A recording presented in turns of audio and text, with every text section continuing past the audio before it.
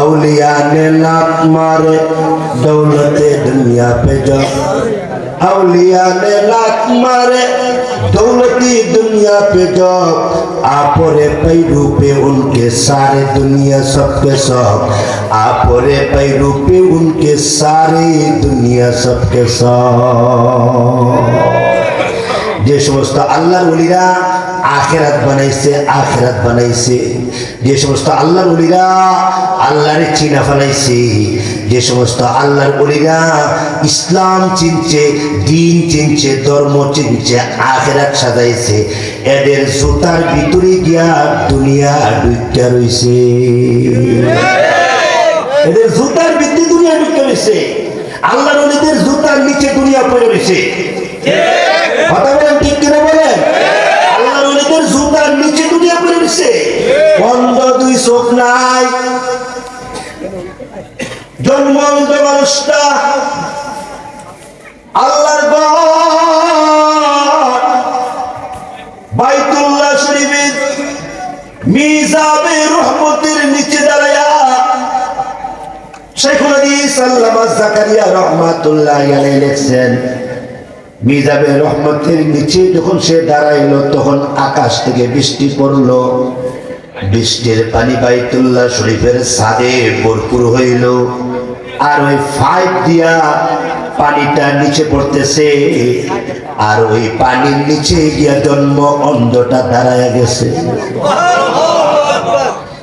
জন্ম অন্ধটা মিজাবে রহমতের নিচে দাঁড়াইয়া পানি তার চোখের মধ্যে পড়তেছে আর সে কাঁদতেছে রব্বুল আলামিন ওগো পাক পরওয়ারে দেগারে আলম বিনিয়াস তোমার রাসূল বলছেন এই বাইতুল্লাহ শরীফে আল্লাহর ঘরের দাম অনেক বেশি তোমার নবী বলছেন এই বাইতুল্লাহ শরীফের দিকে তাকাইলে 10টা রহমত নাযিল হয় তোমার নবী বলেছেন এই মিজাবে রহমতের নিচে দাঁড়াইয়া দোয়া করলে দোয়া কবুল হয় তোমার নবী বলেছেন এই বাইতুল্লাহ শরীফের যে 5 আছে ওই 5 এর দিকে তাকায়া দোয়া করলে দোয়া কবুল হয় আর এমন একটা মুহূর্তে আমি তোমার দরবারে হাত তুলছি যে সময় বাইতুল্লাহ শরীফের ছাদ থেকে পানি পড়তেছে ও রব্বুল আলামিন মার পেট থেকে জমিনে আসার পরে তোমার আসমানটা কেমন জীবনে কোনোদিন দেখি নাই মার পেট থেকে জমিনে আসার পরে তোমার জমিনটা কেমন জীবনে কোনোদিন দেখি নাই তোমার রাসূল বলছে মার চেহারার দিকে তাকাইলে হজের সওয়াব পাওয়া যায় মার চেহারার দিকে তাকাইলে হজের সওয়াব পাওয়া যায় তোমার রাসূল বলছে 100 বার তাকাইলে 100টা কবুল হজের সওয়াব হবে সাহাবী প্রশ্ন করেছেন পয়গম্বর আমার মার চেহারার দিকে যদি আমি 100 বার তাকাই আল্লাহর নবী একটা মুস্কি হাসি দিয়ে কয় 100 বার তাকাইলে 100টা কবুল হজের সওয়াব মহান আল্লাহ তোমাকে দান করবে जिंदाबाद जिंदाबाद तालिम सुन्ना जिंदाबाद जिंदाबाद जिंदाबाद तालिम सुन्ना আমরা সবাই দুনিয়া খুব ভালো করেই চিনি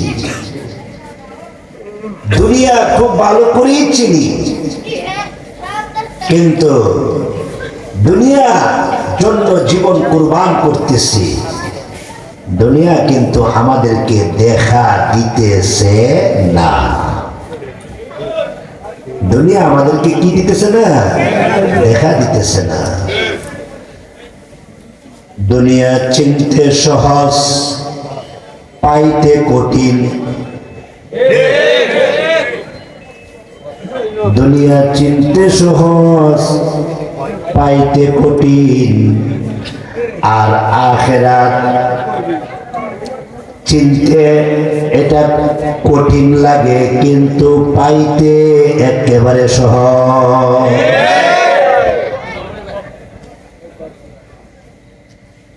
দুনিয়াতে দেখেন আপনি যদি একটা বাড়ি করেন, এই বাড়িটা করার পরেই শেষ নয়, এই বাড়িটাকে আপনি কারুকার্য করবেন, এটাকে রুম বানাবেন, এটাকে ফ্ল্যাট বানাবেন। নিজের ছেলের বউয়ের জন্য এক ফ্ল্যাট, নিজের মেজু ছেলে তার স্ত্রীর জন্য আরেক ফ্ল্যাট। এইভাবে করে করে অনেকগুলা বাথরুম, অনেকগুলা রুম, মেয়ের জামার জন্য রুম, অনেকগুলা করতে হয়। কিন্তু আপনি যদি আখিরাতের একটা ঘর, নাম তার মসজিদ, আখিরাতের একটা ঘর, নাম তার কি বলেন? মসজিদ, আল্লাহর ঘর। এই আল্লাহর ঘরটা যদি আপনি বানান, চতুর্দিকে মাত্র 4টা বেড়া দিলি, উপরে একটা ছাদ দিলি, আল্লাহর ঘর হয়ে যায়। আল্লাহর ঘরটা দেখতে লাগে কঠিন, কিন্তু এটা বানাইতে সহজ, এটা পাইতে সহজ। কেননা আল্লাহর ঘর ছাড়া আল্লাহকে পাওয়া যায় না।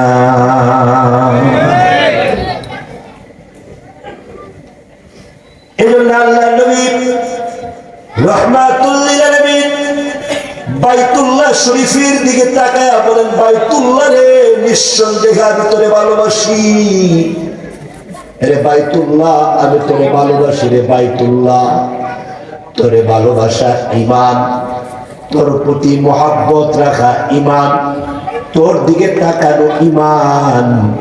রে বাইতুল্লাহ, আমি তোমার ফজিলত বাড়াইয়া দিলাম। এরে বাইতুল্লাহ শরীফ, এরে কাবা শরীফ, তোমার দিকে যদি আমার কোন উম্মত একবার তাকায়, মহান আল্লাহ তাকে 10টা রহমত দান করবে। বাইতুল্লাহ শরীফের দিকে একবার তাকায় এলে 10টা রহমত নাযিল হয়। এক অন্ধ, জন্ম অন্ধ, বাইতুল্লাহ শরীফের ছাদের মধ্যে একটা ফাইল আছে, ওই ফাইলটাকে মিজাবে রহমত বলা হয়। ওই ফাইলটা দিয়া বাইতুল্লাহ শরীফের ছাদের পানি পড়ে।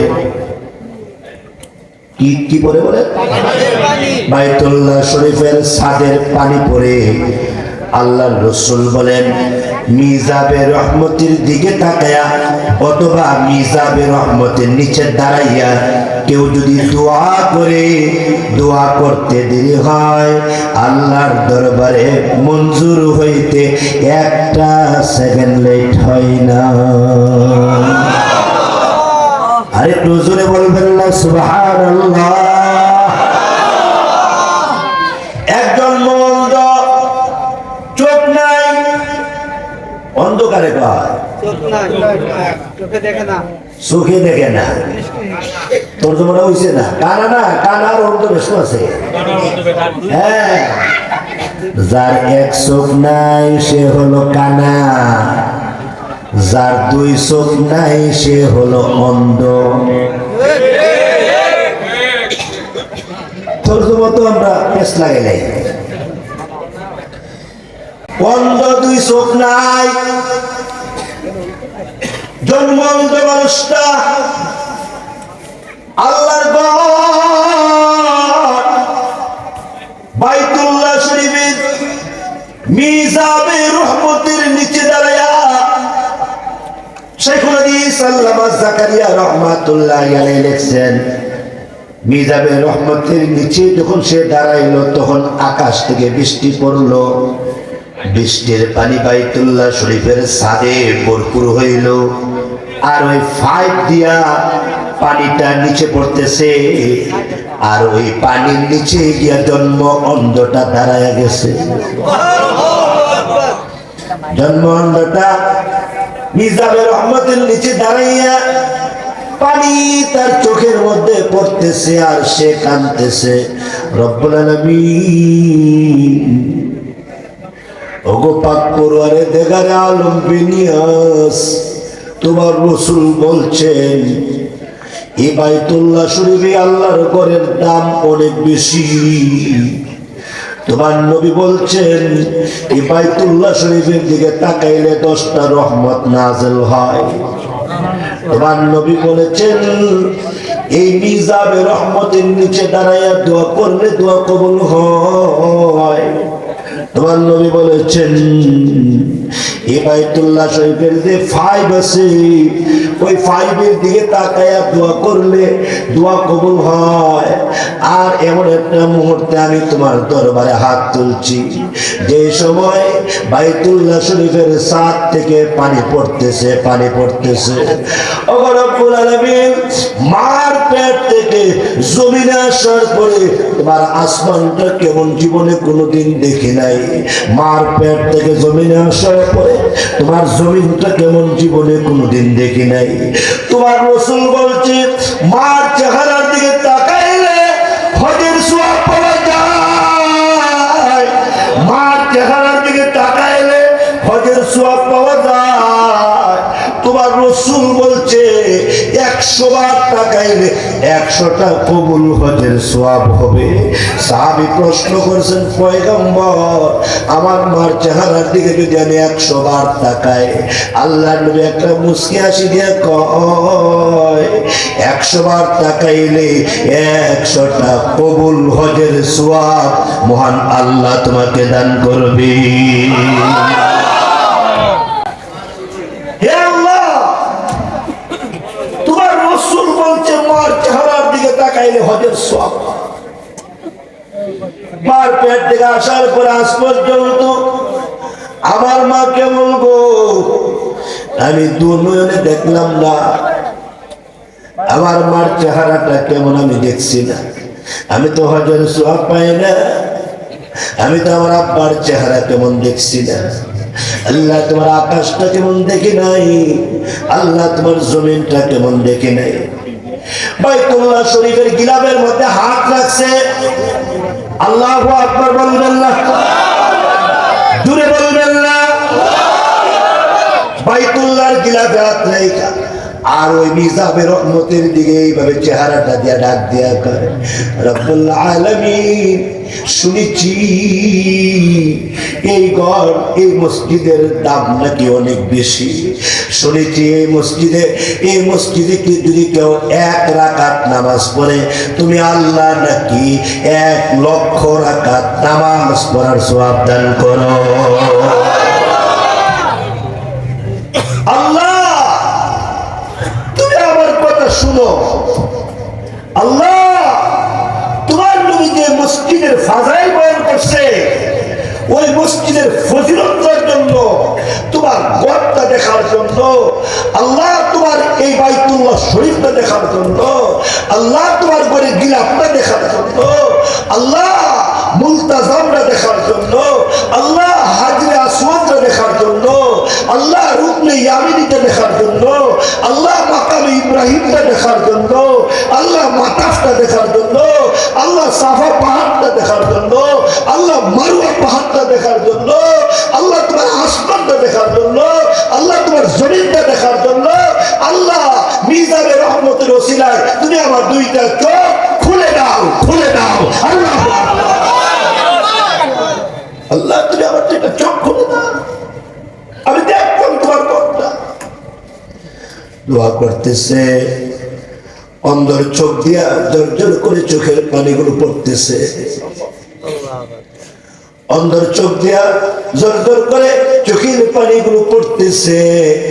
মুনাজাত শেষ করতেছি আল্লাহ পাকের দয়া আল্লাহ পাকের মায়া কম না বেশি?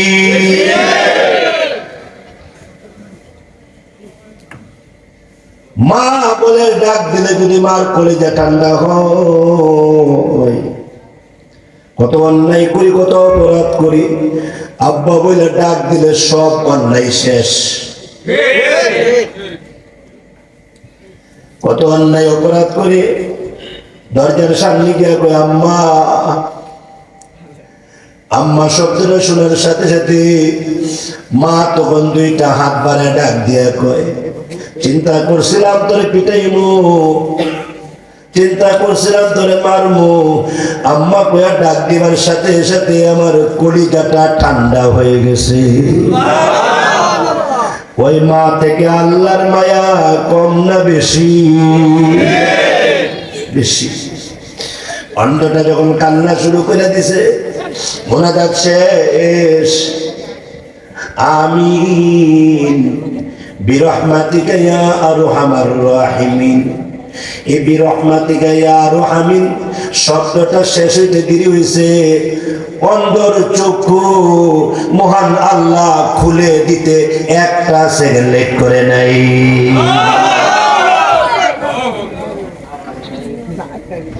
নবী আলাইহিস সালাতু ওয়াস সালাম বলেন, উম্মত মসজিদে যাইবি, উম্মত মসজিদে দেখবি, ঈমান মসজিদ বানাইবি, ঈমান মসজিদের খবর রাখবি, ঈমান মসজিদে যদি যাস রে উম্মত, কদমে কদমে আল্লাহ তোর গুনাহ মাফ করে দিবি।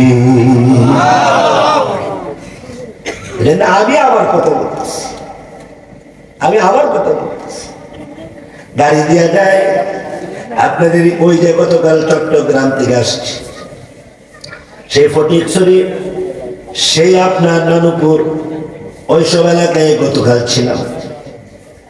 রাস্তা দিয়ে যাওয়ার সময় যদি কোনো মসজিদ দেখি, মসজিদের দিকে এইভাবে তাকায়া থাকি, কেননা আমি মনে করি মসজিদের দিকে তাকাইলে কেমন জানে আমি আমার আল্লাহর দিকে তাকাইছি।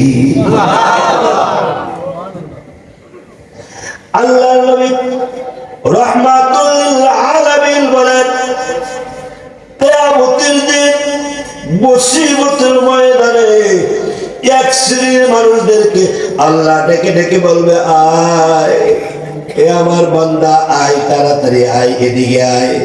আল্লাহ আপনি ডাকতেছেন বিলেহা, আল্লাহ আমারে ডাকেন বিলেহা, তোরেই ডাকি। তুই আব্দুর রহমানের ছেলে আব্দুল করিম, তুই আব্দুল জব্বারের ছেলে আব্দুল সাত্তার, আয় আমার দিকে আয়, তাড়াতাড়ি আয়।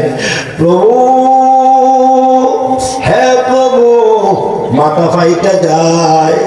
আল্লাহ মাথার অর্ধ হাত উপরে সূর্য এসে গেছে, মাটিটা তামার জমিন হয়ে গেছে, মাথার মস্তকগুলো বাতের মারের মতো টকবক টকবক করতে আছে।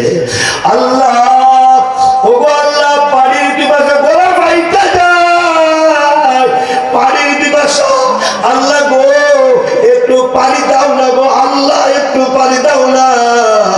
ওই হাদিসে কুদসির মধ্যে আল্লাহ বলেন, আমি আমার বন্ধুকে ডেকে ডেকে বলবো, আমার এই প্রিয় বান্দাগুলা এদের গলা শুকায় গেছে, আপনার হাউজে কাউসার ব্যতীত আর কোথাও পানি নাই, পানি নাই, পানি নাই। আপনার হাউজে কাউসার যেটা আমি আল্লাহ আপনাকে দিয়েছি, ইল্লা আ'তাইনাকাল কাউসার ফাসাল্লি লিরাব্বিকা ওয়ানহার ইন্না শানিআকা হুয়াল আবতার। সবাই বলেন আমার সাথে, একসাথে বলেন, ইল্লা আ'তাইনাকাল কাউসার ফাসাল্লি লিরাব্বিকা ওয়ানহার ইন্না শানিআকা হুয়াল আবতার। ও নবী, আমি আল্লাহ না ওয়াদা করেছিলাম, নিশ্চয় আমি আল্লাহ আপনাকে হাউজে কাউসার দান করব। এই হাউজে কাউসার আজকে এখনই তাড়াতাড়ি রেডি করে ফেলেন, আমি আপনার জন্য রেডি করে রাখছি। আপনি এক কাজ করেন, তাড়াতাড়ি হাউজে কাউসারের পার চলে যান, হাউজে কাউসারের পার চলে যান, তাড়াতাড়ি যান। আমার বান্দাদের কষ্ট হচ্ছে, আমার বান্দাদের কলিজা ফাইটা যাইতেছে, গলা ফাইটা যাইতেছে।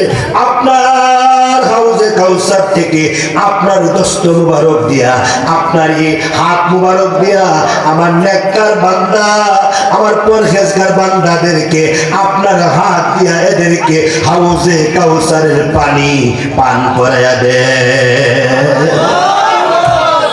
আপনার হাউজে কাউসার থেকে আপনার দস্ত মুবারক দিয়া, আপনার সে হাত মুবারক দিয়া আমার নেককার বান্দা যারা এই গফুর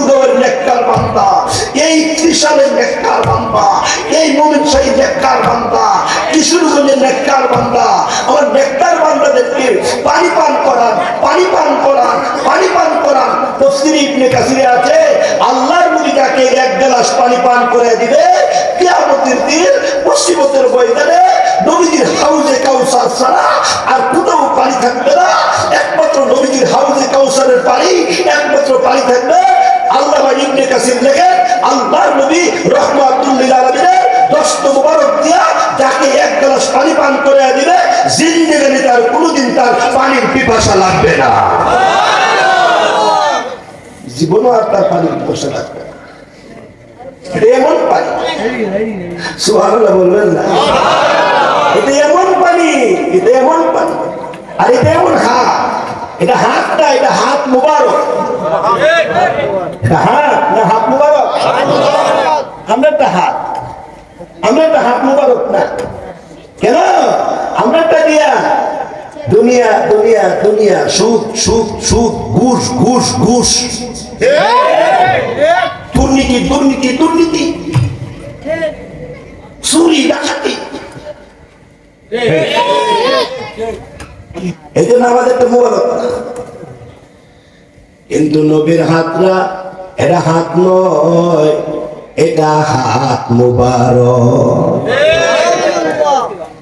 আল্লাহ তাআলা বলবেন, আমার নেককার বান্দাদেরকে এক গ্লাস পানি পান করায়া দেন হাউজে কাউসার থেকে। ওই দিন যারা হাউজে কাউসারের পানি খাবে তারা কিন্তু আল্লাহর ঘর মসজিদের সাথে তাদের গভীর সম্পর্ক থাকতে হবে, ঠিক কিনা বলে বলেন? নবীর হাউজে কাউসার থেকে পানি খাইয়া আল্লাহ বলবে, আয় এদিকে আয়, ওই যে আমার আরশের নিচে, আমার আরশের নিচে যা, আমার আরশের নিচে বসে যা, আমার আরশের নিচে তাড়াতাড়ি ঢুকে পড়, আমার আরশের নিচে তাড়াতাড়ি প্রবেশ কর। ও মিয়া, দুনিয়ার কোন এমপি মন্ত্রী যদি আপনাকে বলে আমার বাসায় আয়সা পড়ো, আমার বাসায় এসে পড়ো, দুনিয়ার কোন উপদেষ্টা যদি বলে আমার অফিসে আসো, আপনি কত খুশি হবেন, আপনি কত আনন্দ পাইবেন। কিয়ামতের দিন মুসিবতের ময়দানে আল্লাহ তাআলা ডেকে ডেকে বলবে, বান্দারে আয় আমার কাছে আয়, আমার আরশের নিচে আমি আল্লাহ তোর জন্য জায়গার ব্যবস্থা করে দিয়েছি। এরা কারা? এরা হলো যারা আল্লাহর ঘরের সাথে অন্তরটা লটকায়া ছিল,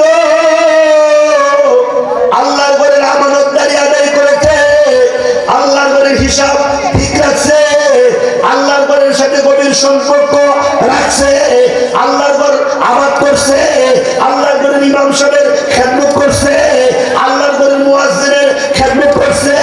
আল্লাহর ঘর, আল্লাহর ঘর, আল্লাহর ঘর, বাইতুল্লাহ, বাইতুল্লাহ, মসজিদ, মসজিদ, আল্লাহর ঘর। আল্লাহর রাসূল বলছেন, যেই ব্যক্তি আল্লাহর ঘরের জন্য, যেই ব্যক্তি আল্লাহর ঘর নির্মাণ করলো, আল্লাহর ঘর বানাইলো, আল্লাহর ঘর আবাদ করলো, আল্লাহর ঘর সংরক্ষণ করলো, আল্লাহর ঘরকে দেখলো, আল্লাহর ঘরকে সে চিনলো, আর আল্লাহর ঘরের সাথে গভীর সম্পর্ক করলো, কিয়ামতের দিন মুসিবতের ময়দানে আল্লাহ তাআলা জান্নাতের ভিতরে তার জন্য স্পেশাল, জান্নাতের ভিতরে আল্লাহ নিজে তার জন্য একটা ঘর বানাইবে। সুবহানাল্লাহ, আসতে কোন সুবহানাল্লাহ। আল্লাহ বানাইবে, আল্লাহ, আল্লাহ বানাইবে। মান বানা লিল্লাহি মাসজিদা বানাল্লাহু ইয়াওমাল কিয়ামাহ ফিল জান্নাহ। আল্লাহ আল্লাহ আল্লাহ রাসূল বলেন, যে ব্যক্তি আল্লাহর জন্য ঘর বানাইবে, কার জন্য বলেন? আল্লাহর জন্য, আল্লাহর জন্য ঘর বানাইবে। বানাইছেন তো দুনিয়ার বালাখানা, অনেক কিছুই করেছেন, শান্তি নাই। কেন জানেন? আমার দুনিয়া সাজাইব তো আমি আমার আখিরাত সাজানোর পর, আগে তো আমার আখিরাত সাজাইতে হবে, আগে তো আমার আল্লাহরে চিনতে হবে, আগে তো আমার আল্লাহর নবীকে চিনতে হবে, আগে তো আমার দ্বীন লাগবে, আগে তো আমার ধর্ম লাগবে, আগে তো আমার ইসলাম লাগবে, আগে তো আমার নবীর সুন্নাত লাগবে, তারপরে হলো দুনিয়া। আগে আখিরাত, তারপরে দুনিয়া। আখিরাত সাজাই, আখিরাত ঠিক করি, দুনিয়া গুলাম হইয়া গুলাম হইয়া গুলাম হইয়া আমার আপনার পিছে পিছে ঘুরবে, পিছে পিছে ঘুরবে, পিছে পিছে ঘুরবে। কবি বলে औलिया ने लात मारे दौलते दुनिया पे जब औलिया ने लात मारे दौलती दुनिया पे जब आपरे पैरू पे उनके सारे दुनिया सबके सब आपरे पैरू पे उनके सारे दुनिया सबके सब। যে সমস্ত আল্লাহর ওলিরা আখিরাত বানাইছে, আখিরাত বানাইছে, যে সমস্ত আল্লাহর ওলিরা আল্লাহরে চিনা ফেলাইছে, যে সমস্ত আল্লাহর ওলিরা ইসলাম চিনছে, দিন চিনছে, ধর্ম চিনছে, আখিরাত সাজাইছে, এদের জুতার ভিতরে গিয়া দুনিয়া ঢুইকা রইছে, এদের জুতার ভিতরে দুনিয়া ঢুইকা রইছে। আল্লাহর ওলিদের জুতার নিচে দুনিয়া পড়ে রইছে। কথা বলেন ঠিক কিনা বলেন? আল্লাহর ওলিদের জুতার নিচে দুনিয়া পড়ে রইছে। আজকে আমি আসার পরে আমাকে কত মানুষ রিসিভ করছে, এরা যোগ্যতা কি আমার থেকে কম? দুনিয়ার লাইনে এদের কত ডিগ্রি আছে, অনেক ডিগ্রি। যার বাড়িতে খানা খাইলাম উনি আমাকে কত আপ্যায়ন করেছে, কত সম্মান করেছে। আখিরাত সাজান, আখিরাত ঠিক করেন। তাফসীরের কিতাব থেকে আপনাদেরকে একটা কারগুজারি শোনায়া দেয়, কষ্ট হইব না, মনে রেখে দিয়েন, অন্তরে লালন করেন, অন্তরে ঢুকায়েন, অন্তরে সংগ্রহ করে কথাগুলা লেখা নিয়েন। তাফসীরের কিতাব থেকে আপনাদেরকে একটা সোনালী কথা শোনায়া দিয়া যায়। আল্লামা আব্দুল মাজিদ দরিয়াবাদী রহমাতুল্লাহি আলাইহি লিখেন, নবীজির একজন প্রিয় সাহাবী, নাম তার খুবাইব। নাম কি? খুবাইব। চিত্র জগতের নাম তুমি জানো, অথচ নবীর সাহাবীদের নাম তুমি জানো না। লজ্জা থাকা দরকার, শরম থাকা দরকার। আমার তো লজ্জা থাকা দরকার, আমার শরম থাকা দরকার। যাদের রক্তের বিনিময়ে ইসলাম আপনাদের গফরগাঁও এসেছে, যাদের রক্তের বিনিময়ে ইসলাম পাইলাম তার নাম জানি না। আর যাদের চলচ্চিত্রের কারণে যুবকদের চরিত্র নষ্ট হয়েছে, যুবতীদের চরিত্র নষ্ট হয়েছে, এদের নাম সবাই জানি। আল্লাহ তাআলা আমাদের কলিজার মধ্যে হেদায়েত দান করে। আমিন। আর জোরে বলবে আমিন। নবীর সাহাবী হযরত খুবাইব, নাম কি?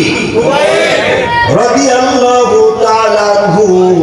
উনাকে বেঈমান কাফেররা বন্দী করে লাইছে, বন্দী করে লাইছে। এইজন্য আমাদের আলেম উলামাকে গ্রেফতার করলে আমাদের মন ভাঙে না, বরং আমাদের মন আরো চাঙ্গা হয়। কেননা যখন বন্দী করা হয় তখন নবীদের সুন্নত, নবীরা জেল খাটছে, নবীরা জুলুমের শিকার হয়েছে। আর যারা জুলুমের শিকার হয় তারাই থাকে, যারা জালেম এরা থাকে না।